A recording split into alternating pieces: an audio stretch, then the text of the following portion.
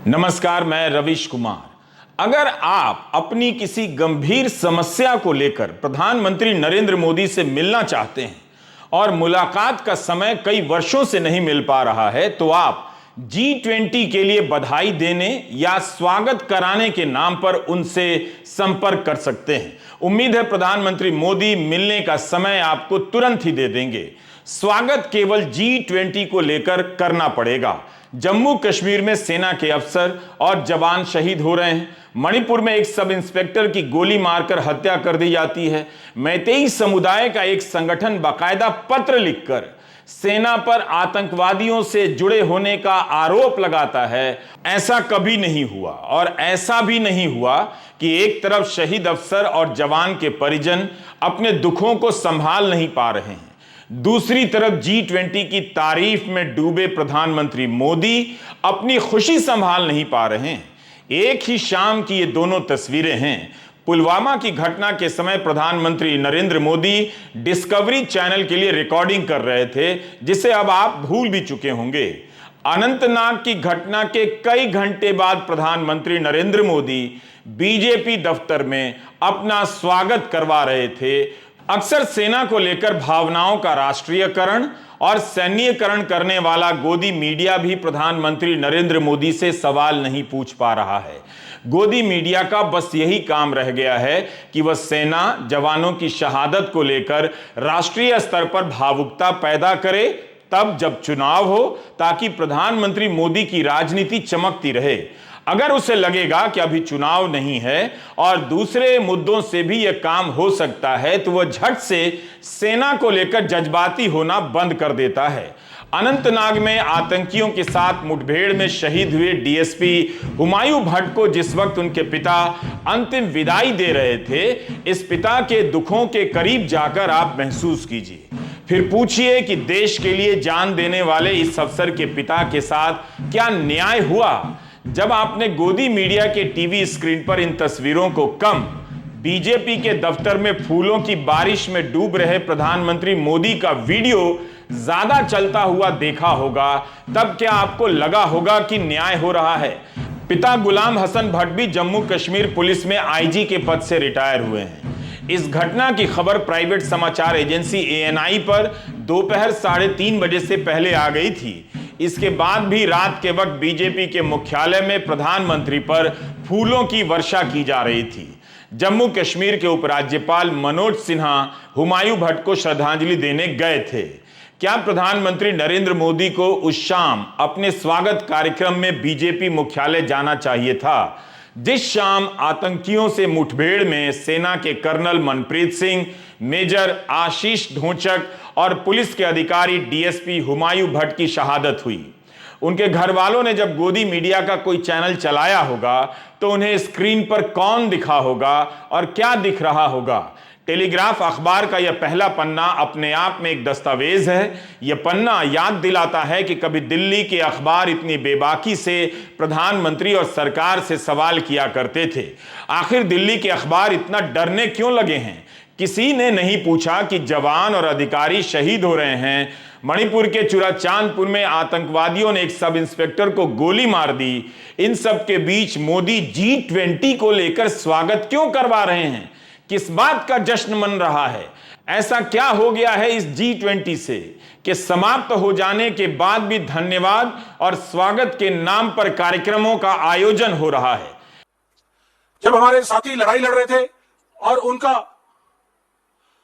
बलिदान वो देश के लिए कर रहे थे, तो मुझे ये कहते हुए बड़े शर्मसार हो रहा हूं आज कि हमारे प्रधानमंत्री मोदी जी उस समय अपना महिमा मंडन अपने ही लोगों के द्वारा अपने ही बीजेपी के हेडक्वार्टर में अपना ही महिमा मंडन कर रहे थे और उन पर फूलों की बरसात हो रही थी, फूल मालाओं से उनका स्वागत हो रहा था।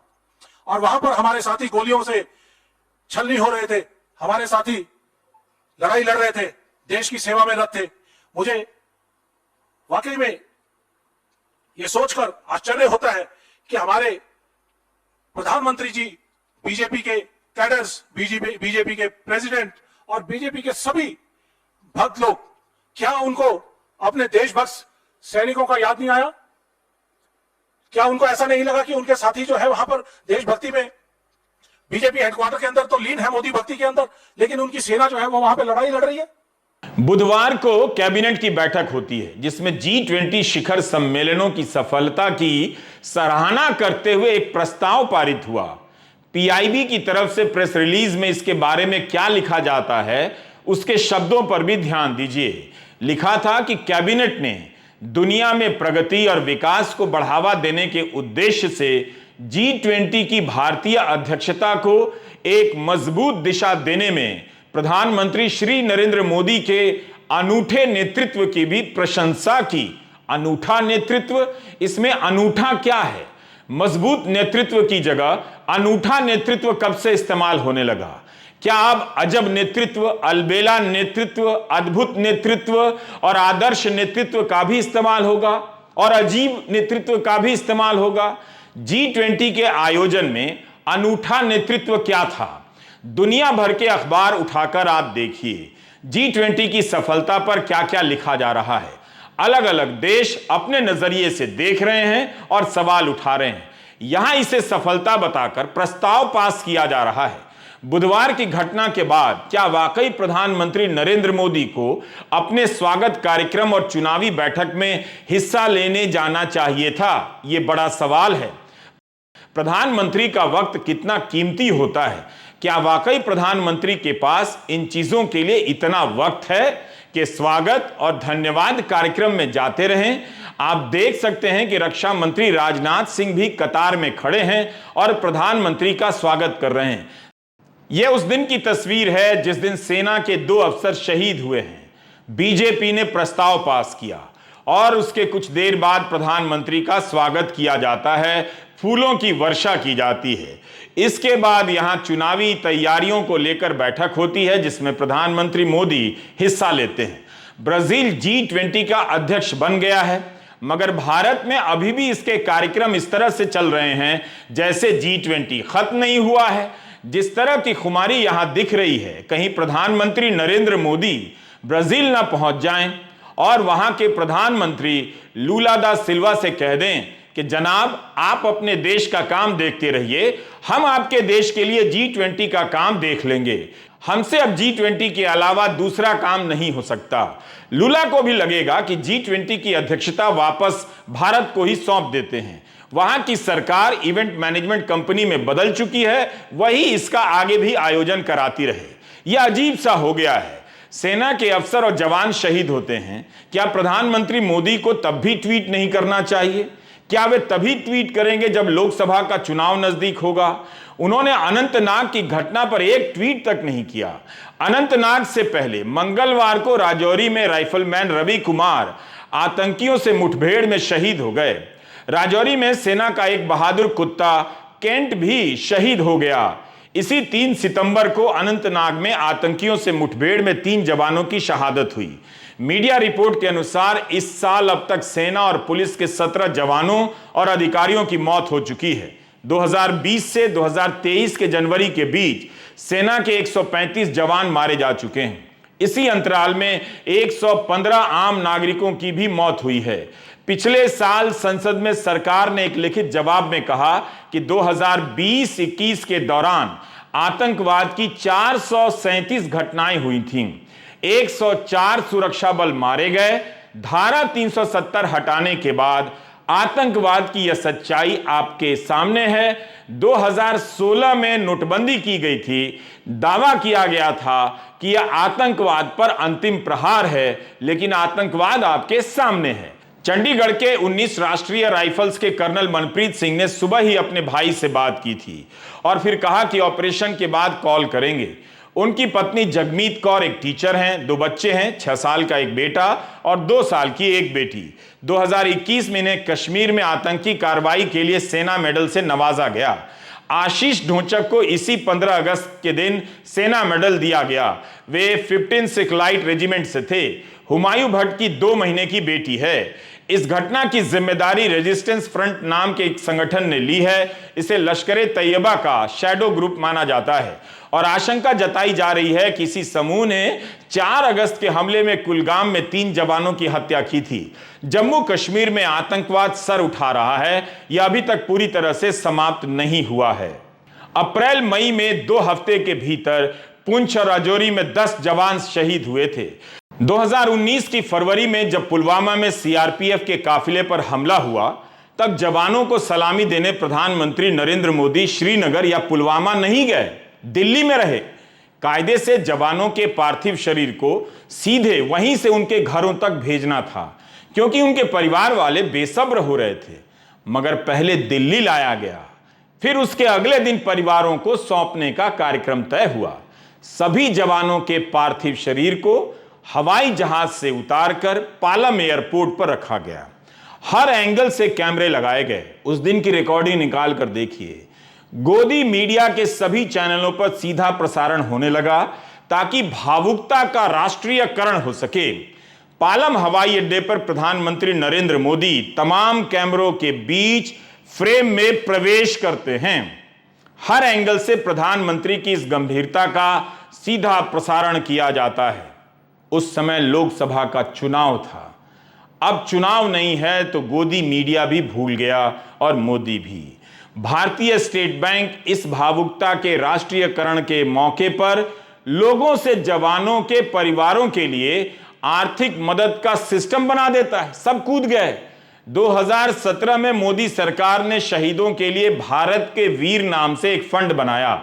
2018 में जहां 19 करोड़ ही इसमें आया, लेकिन पुलवामा के बाद 2019 में जून तक 242 करोड़ रुपए लोगों ने उसमें डाल दिए। श्री सिद्धि विनायक मंदिर ने 51 लाख रुपए की मदद का ऐलान किया। इस स्तर पर भावनाओं का राष्ट्रीयकरण हुआ था।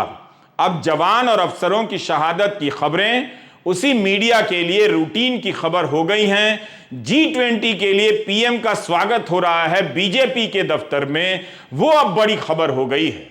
उस समय यानी पुलवामा के समय वीरेंद्र सहवाग ने कहा था कि वे सभी जवानों के बच्चों की पढ़ाई करवाएंगे।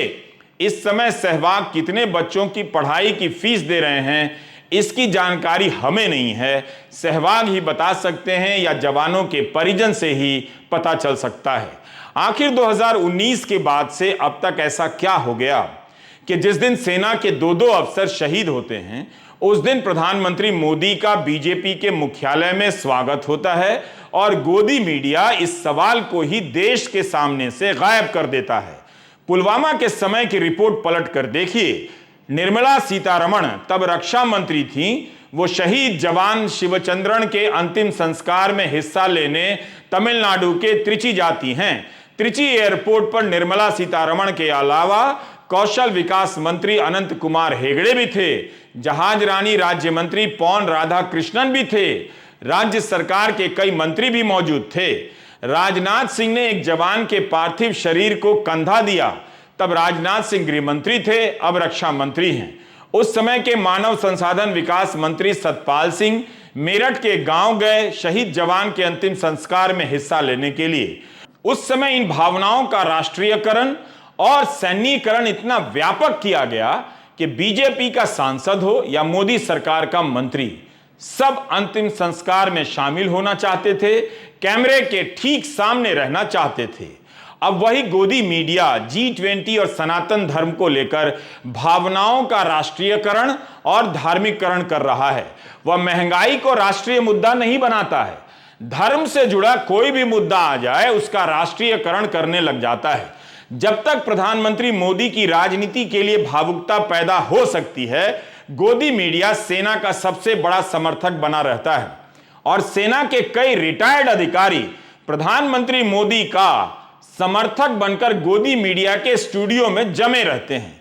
क्या आप में से किसी ने इन लोगों को मणिपुर की इस घटना पर सवाल करते देखा है कि आतंकवादियों से लड़ने वाली भारत की सेना पर कोई भी लिखित रूप में बयान कैसे जारी कर सकता है कि उसकी आतंकवादियों से मिली भगत है? यह कभी नहीं हुआ इस देश में। गोदी मीडिया की चुप्पी तो समझ आती है, मगर बीजेपी के प्रवक्ता कैसे चुप हैं? मैतेई समुदाय के एक बड़े संगठन कोकोमी ने कहा है कि भारतीय सेना, एडिटर्स गिल्ड ऑफ इंडिया और कथित चिन कुकी नार्को टेररिस्ट समूह टीएलएफ के बीच गहरा गठजोड़ है। सीधे सेना पर आतंकियों से मिले होने का आरोप लगाया जा रहा है और मीडिया में कोई शोर नहीं, प्रधानमंत्री का कोई बयान नहीं। कहा गया है कि सेना एडिटर बॉडी को प्रभावित करके रिपोर्टिंग करवा रही है और नार्को टेरर फंड से उनकी ट्रिप को स्पॉन्सर करवाया जा रहा है। यह कितना गंभीर आरोप है।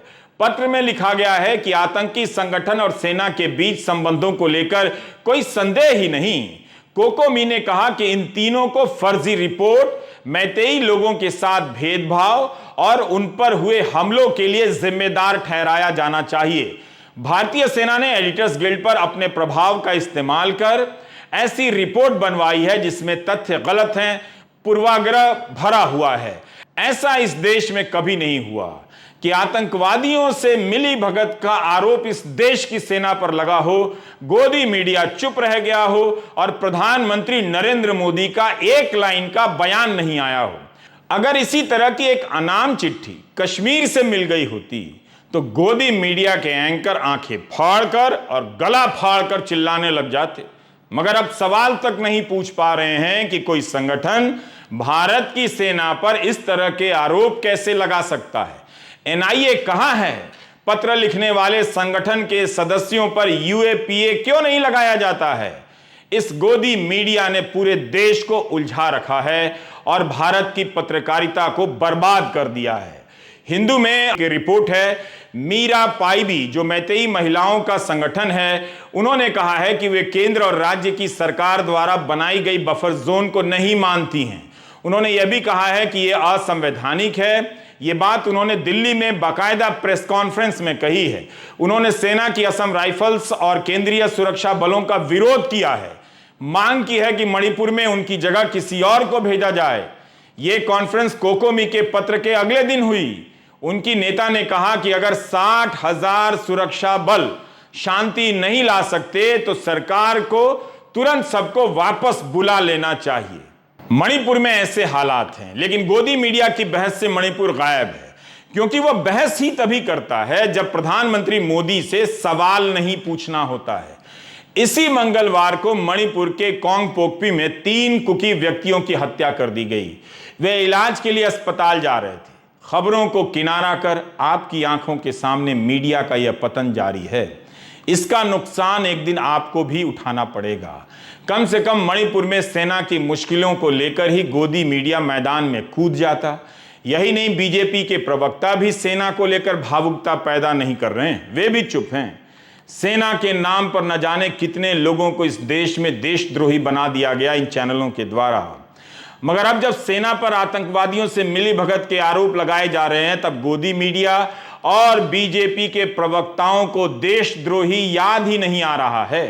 अब यह खबर देखिए, भाजपा के 23 विधायकों ने राज्य की भौगोलिक संप्रभुता को बनाए रखने के लिए एक प्रस्ताव पर दस्तखत किए हैं। दिल्ली सरकार से अनुरोध किया है कि हालात का जल्द से जल्द कोई निवारण किया जाए। मणिपुर विधानसभा में सदस्यों की संख्या 60 है। भौगोलिक अखंडता को लेकर केवल 23 दस्तखत ही हो पाए हैं, बाकी 37 यानी बहुमत ने दस्तखत नहीं किए हैं। मुख्यमंत्री एन बीरेन सिंह भी दस्तखत नहीं करने वालों में शामिल हैं। तो कितना कुछ है जिसके आधार पर कोई भी सामान्य नागरिक यह सवाल पूछ सकता है कि प्रधानमंत्री नरेंद्र मोदी जी, आप मणिपुर क्यों नहीं जा रहे हैं? मई के महीने से वहां हिंसा हो रही है। कई बार विपक्ष ने आरोप लगाया कि प्रधानमंत्री क्यों नहीं जा रहे हैं, जाना चाहिए, फिर भी प्रधानमंत्री नहीं जा रहे हैं। संसद में बताया गया कि दिन में कई बार मणिपुर की जानकारी लेते हैं, प्रधानमंत्री बहुत नजर रख रहे हैं, लेकिन मणिपुर के हालात तो वही के वही हैं। सुधार का नामो निशान नहीं दिखता। प्रधानमंत्री की राजनीति इवेंट के आसपास घूमती जा रही है। वे इवेंट मनाने का कोई मौका नहीं छोड़ते हैं। इवेंट यानी कार्यक्रम, आयोजन, और हर मौके को इवेंट में बदल देते हैं। इसमें जनता का कितना पैसा अभी तक फूंका गया है जिले जिले में, इसका हिसाब किसी दिन हो गया तो जनता हैरान रह जाएगी। स्वागत प्रधानमंत्री की राजनीति का अभिन्न अंग बन गया है। विदेश यात्रा पर जाते हैं तो वहां पर भारतीय मूल के लोगों को लाया जाता है स्वागत के लिए। ये खुद से आते हैं या किसी के दबाव में आते हैं, आने जाने का खर्चा कौन देता है, यह सब सवाल है जिसके जवाब हमारे पास नहीं। मगर हर दौरे पर एयरपोर्ट पर कुछ लोग हाथ हिलाने पहुंच जाते हैं और उनके स्वागत से प्रधानमंत्री गदगद नजर आते हैं। बीजेपी बताती है कि विदेशों में बड़ा नाम हो गया है। विदेश यात्रा से लौटने के बाद भी स्वागत होता है। कई बार तो बीजेपी के सामान्य कार्यकर्ताओं को सुबह सुबह एयरपोर्ट पहुंचना पड़ता है और उन्हें वहीं पर स्वागत करना पड़ता है।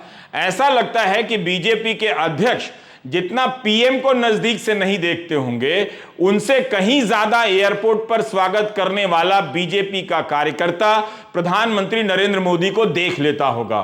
चंद्रयान की कामयाबी के बाद सीधे बेंगलुरु पहुंच गए और वहां भी स्वागत का आयोजन करवाया गया। भारत के प्रधानमंत्री को एक स्वागत मंत्रालय बना लेना चाहिए। इस स्वागत मंत्रालय के पास काम की कमी कभी नहीं होगी। जब प्रधानमंत्री मोदी विदेश यात्रा से लौटेंगे तब सुबह सुबह बीजेपी के कार्यकर्ताओं को जुटाकर उनसे स्वागत करवाने का काम इस मंत्रालय का होगा। स्वागत मंत्रालय चाहे तो चुनावी रैलियों से दिल्ली लौटने पर भी बीजेपी के कार्यकर्ताओं को एयरपोर्ट भेज दे कि जाइए प्रधानमंत्री जी दिल्ली आ रहे हैं, उनका स्वागत कीजिए। अनंतनाग की घटना को लेकर तमाम आलोचनाओं को सिरे से झटक कर प्रधानमंत्री मोदी मध्य प्रदेश पहुंच गए, क्योंकि वहां चुनाव होने वाले हैं। यहां प्रधानमंत्री मोदी रोड शो कर रहे हैं। आप पता कीजिए जिला प्रशासन से कि कितना पैसा खर्चा हुआ इस रोड शो पर। प्रधानमंत्री के पास रोड शो के लिए इतना सारा वक्त है, मणिपुर जाने के लिए जरा भी नहीं। यही नहीं, प्रधानमंत्री मोदी के सभी कार्यक्रम चाहे सरकारी हो या राजनीतिक, भव्य और आलीशान होते हैं। इंतजाम देखकर ही लग जाता है कि बहुत सारा पैसा खर्चा हुआ होगा। सब कुछ प्रधानमंत्री मोदी के इर्द गिर्द घूमता जा रहा है। उनका जन्मदिन भी एक राष्ट्रीय दिवस बन गया है। संसद के नए भवन का उद्घाटन हुआ, आप सभी ने इसका सीधा प्रसारण देखा, आयोजन देखा, इवेंट देखा। मगर यह कहीं नहीं लिखा है कि उद्घाटन हो जाने के बाद और कार्यक्रम नहीं होंगे। विश्वकर्मा पूजा और प्रधानमंत्री के जन्मदिन के अवसर पर संसद के नए भवन में अब झंडारोहण होगा। कोई ना कोई बहाना या कारण निकल ही आता है इवेंट करने का, कार्यक्रम या भव्य आयोजन करने का। जानने का सवाल यह है कि प्रधानमंत्री मोदी के कार्यक्रमों के इवेंट का ठेका किस कंपनी को मिलता है। कोई एक ही कंपनी है या अलग अलग कंपनियों को इसका अनुभव प्राप्त हो रहा है। 31 दिसंबर 2016 को हमने इंडियन एक्सप्रेस में एक लेख लिखा था। इस लेख का शीर्षक आपको आज याद दिलाना चाहता हूं, वेलकम द इवेंटोक्रेसी ट्रैक्ड बाय कॉमेडिया। इसमें लिखा था कि डेमोक्रेसी का यह नया स्वरूप है इवेंटोक्रेसी। जो कुछ भी है इवेंट है और इवेंट से बाहर कुछ भी नहीं। चाहे किसी नीति की घोषणा हो या किसी आयोजन का समापन, प्रधानमंत्री को अवतार की तरफ पेश करने के लिए भव्य इवेंट का आयोजन हो रहा है। इवेंट में सब शानदार होता है।